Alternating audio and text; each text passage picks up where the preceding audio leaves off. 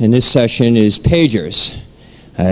Most people have them, but few people really know what they're all about and exactly how they work. And I'm even going to talk about setting up your own paging system and some little tricks you can do with setting up your own paging system. I'm going to start by just giving a basic overview on how pagers work.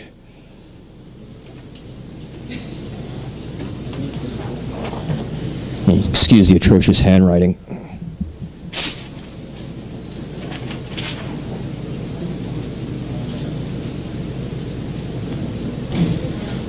Okay, that's a really basic diagram of how a paging system works. Starts with a telephone. Person picks up his phone and dials the paging system. It then goes into a computer system which will receive the touch tones and convert it to a format that can be sent over the air efficiently. Usually paging systems, they have several different formats. The most common is just basic ASCII data that's sent via frequency shift keying. It then goes to a radio transmitter, which then sends it out over the air. And then when your pager receives it, your pager goes off. It's pretty basic when you really look at it. Now, looking inside a pager,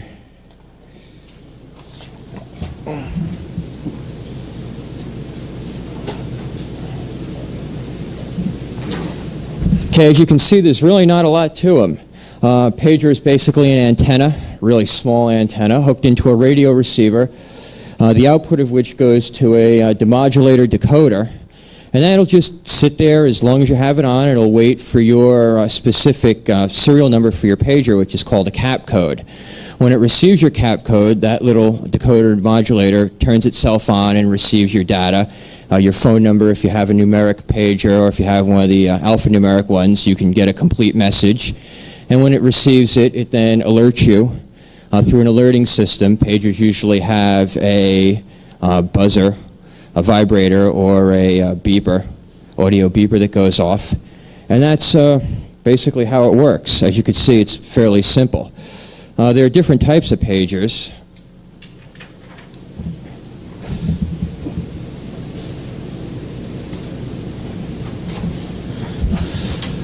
Okay, starting, the first pagers that came out were tone only. The pager got the code and it beeped. You didn't know who beeped you. All you know is that someone was trying to get in touch with you.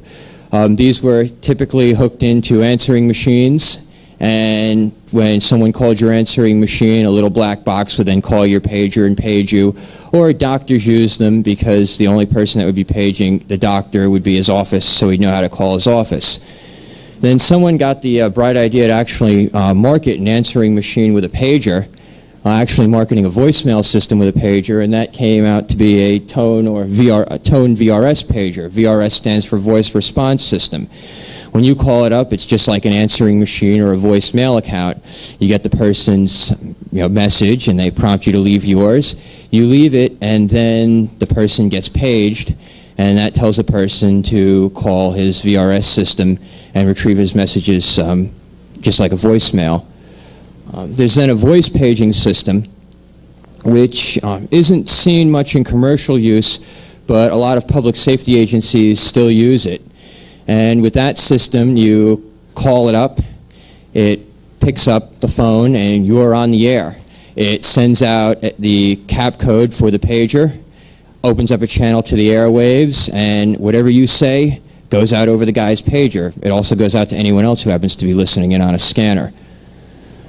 Then you have the display pagers, which are the numeric and the alphanumeric pagers, which I'm sure everyone here is familiar with. Those are the ones where you either call and enter in your phone number, at which point the person is paged with the phone number that you're calling. You could also enter in a little up to 14-digit numeric code, so you can even send short little messages with it.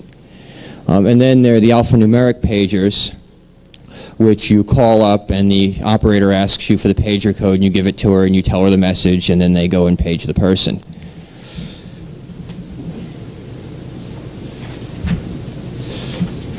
Okay, now that you know how easy, how simple pagers are, there are a number of ways you can set up your own paging system.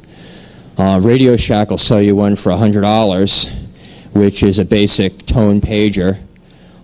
Get a little paging terminal. It actually works on the CB band, and you can get, with a decent antenna, about a 20-mile range out of it under the best of conditions. Typically, it's about a mile. Quarter wave whip, which would be about, let's see, about 3 meters high. So you're talking about a 9-foot high antenna. And you can get a 20-foot range on those CB tone pagers. You can also set up your own voice paging service if you have any type of radio transceiver that's capable of setting up, sending out any type of signaling. I have a system like that here, which I'm going to demonstrate. And at that, it will, you're basically opening up a frequency, sending in a code, and then the unit will open up its receiver and you can send a message. And if Adam is out there, okay. Now I've set this up on an amateur band frequency. It's probably one of the best places to do this because you can run a decent amount of power. It does require a license, but the no-code technician license is very easy to get. And basically most modern transceivers will have a function in them called digital code squelch, and that is basically a pager. Your receiver sits there and it waits for a code. In this case, they're using touch tones. And Adam just keyed up with my touch tone code, and I just got paged. So, do I have any questions? Go ahead. Certainly. I apologize to the audience here that this is slightly off topic. If you could, Mr. Icahn, explain to me exactly the circumstances of your involvement with Mr. Ken Citarella, the Westchester County Assistant District Attorney. Could you explain any of this to us? Well, Mr. Pinn, so why don't you explain your involvement in a covert military project called Project Marigold, which, as I've been told, is an anti-hacker ContelPro activity. And while you're at it, why don't you... You can speak. You can get on and you could speak. Or why don't you talk about where you're getting your funding for PNET? What do you mean? From my internet site? Yeah, apparently, from what's been seen, people are wondering how you're getting all these points of presence and not getting any money in on it. All of these points of presence, unless you believe that I have one, that we have one, actually 2 points of presence. Cheshire, Connecticut, Hartford, Connecticut, and of course all forwards around this Connecticut. But actually what I see is you're dodging the entire question. Or Mr. Pins, if you want to talk about the PumpCon event, what about you putting my handle on the system that you hacked into? I do not deny that. You were in the same room with me. I have actually pled guilty to this, and I am currently on probation. I would actually like to know how... So why did you go and put someone's handle on a system that you just hacked into? It seems that would be a violation of hacker ethics.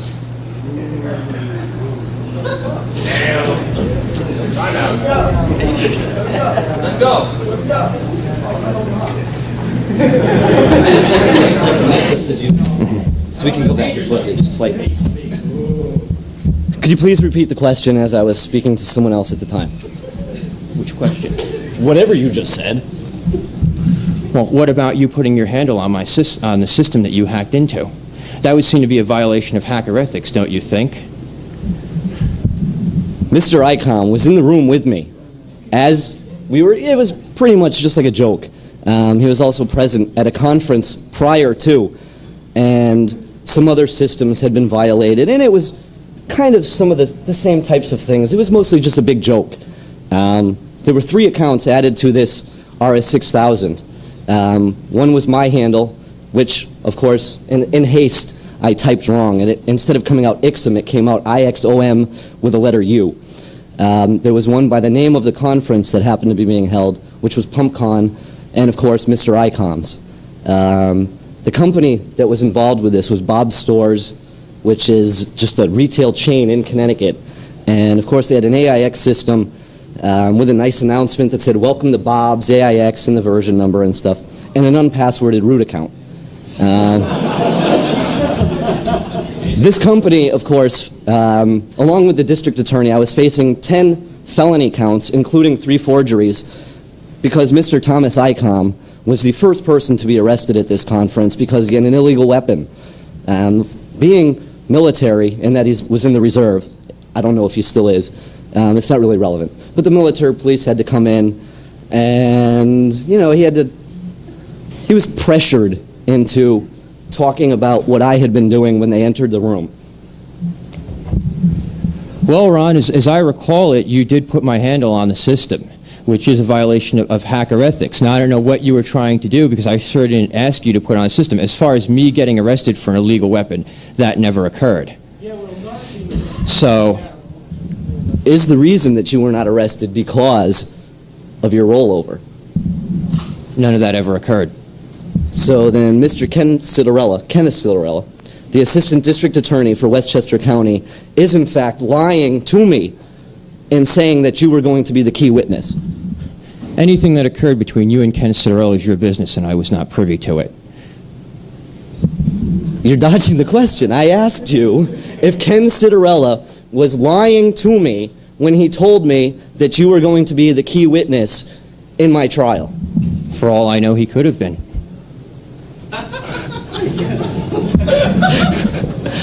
Okay. I don't know how to respond to that one, actually, because that's just really weird. But actually, folks, you could try leaving, Ron.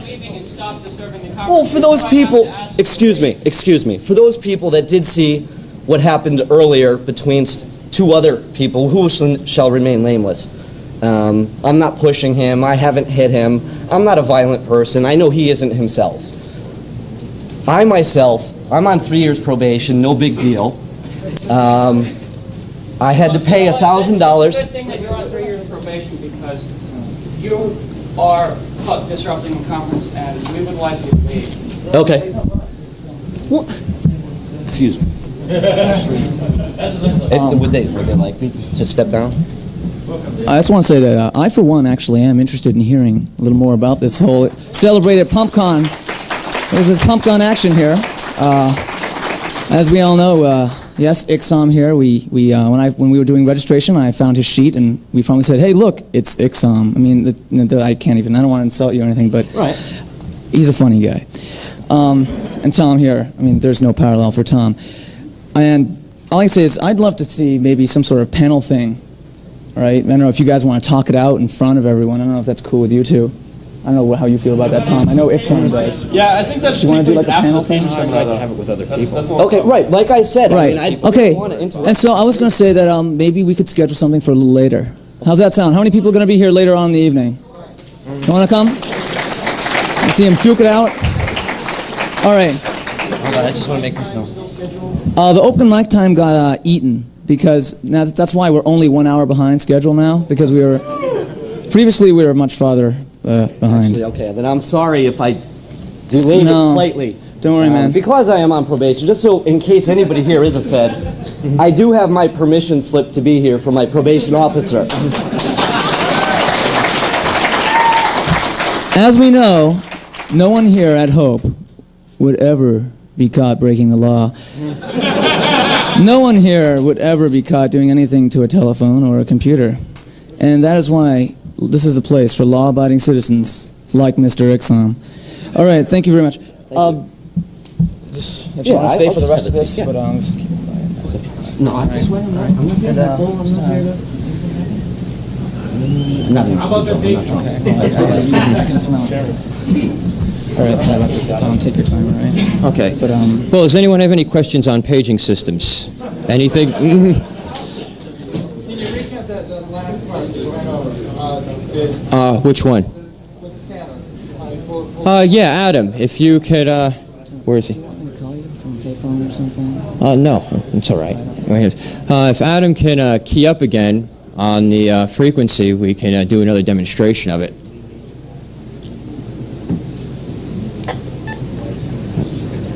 Go ahead. Okay, as you see, he sent me a touch tone code out, and that waked my receiver off. and now I can hear everything he has to say. Now, that'll be with a regular scanner, right? You could do it with a regular scanner if you had a touch-tone decoder hooked into it. Okay. So what are you using? I'm using an amateur band transceiver right now. Those have built-in digital paging. You can use any type of receiver or any type of signaling format you want. So what are you using the signal? Excuse me? The signaling. What are you signaling with? We're signaling with 2 ham-band transceivers. Okay. Go ahead. What's the range of that type of system? It all depends. Now, the system we're using right now has a range of about 5 miles. If you use more, we're only using 5 watts into a really low-gain antenna. If you used more power, bigger antenna, if you could find a ham repeater that passes touch tones, few of them do anymore because they mute them out for the patch functions, you can go 70, 80 miles without any problems. Go ahead. Not to be insulting, but you put up these big blocks with no detail, something that you could find in like a children's program on pagers. Well, I'm trying to keep it simple because I don't know the how technical the audience is. Are we talking amplitude, phase, frequency, what bandwidth? Well, typically most of that stuff is done with frequency modulation because that's the standard for VHF and UHF where the pagers are at. The data format is sent in FM FSK, in which the zeros and ones of the binary signal are the 0 is represented by 1 FM frequency, and then it's shifted up a number of kilohertz for the 1. On audio frequency shift keying, which is another method used on the older pagers, it's done by audio tones. 1 tone represents a 1, 1 tone represents a 0.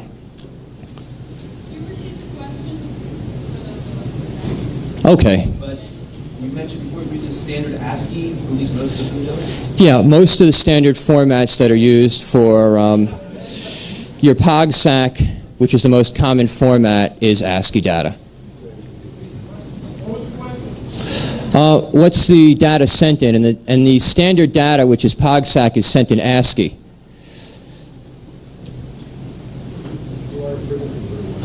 You right over there, go ahead.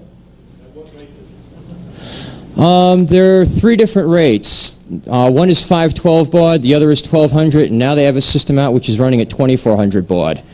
It's slow compared to some, most people using modems over the landlines are running at 28.8, 14.4, but it's RF and it's only 12 characters for a numeric display pager, so you don't really need a lot of speed.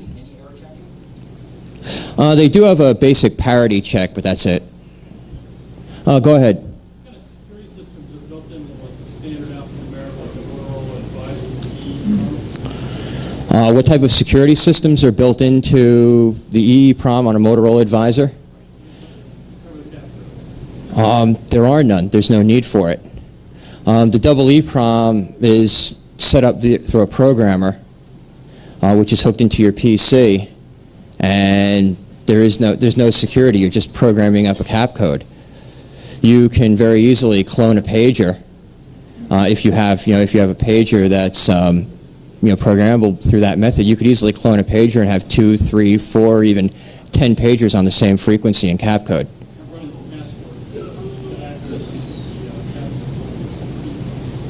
Excuse me?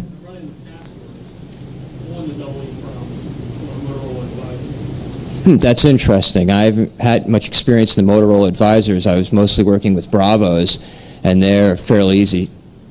Right, because they only have one cap code as opposed to 4 cap codes on an advisor. Is that password to read messages or just To get access to the cap codes themselves. Mm-hmm. Okay, any other questions? You back there, go ahead.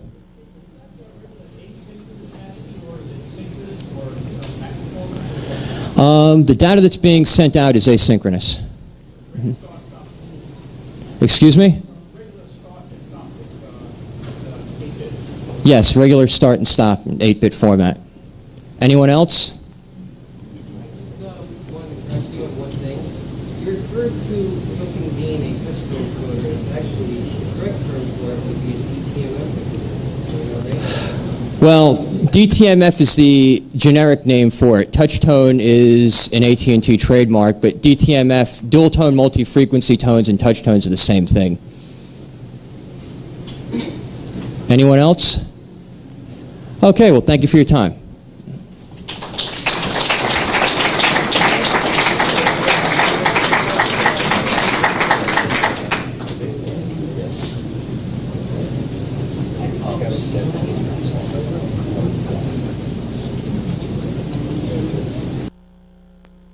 Radio transmitter, which then sends it out over the air, and then when your pager receives it, your pager goes off. It's pretty basic when you really look at it. Now, looking inside a pager,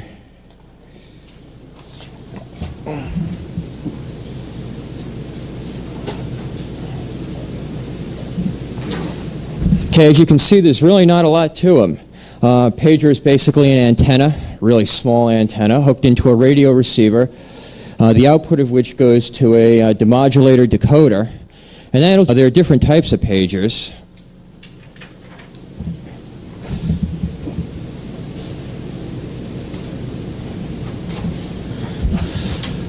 Okay, starting, the first pagers that came out were tone only.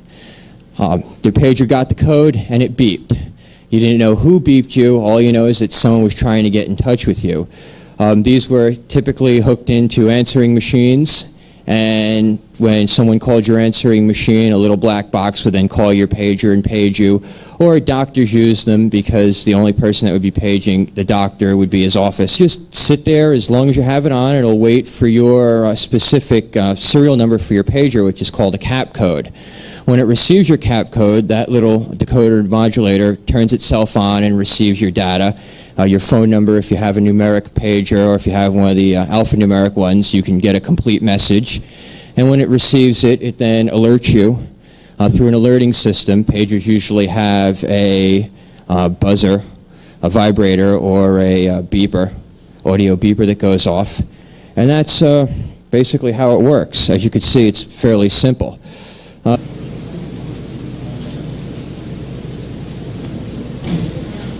Okay, that's a really basic diagram of how a paging system works.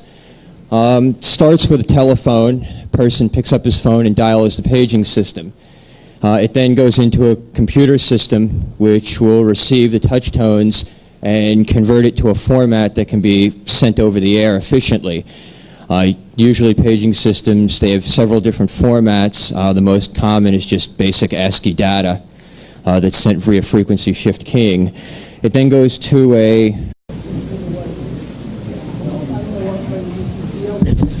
in this session is pagers. Most people have them, but few people really know what they're all about and exactly how they work. And I'm even going to talk about setting up your own paging system and some little tricks you can do with setting up your own paging system. I'm going to start by just giving a basic overview on how pagers work.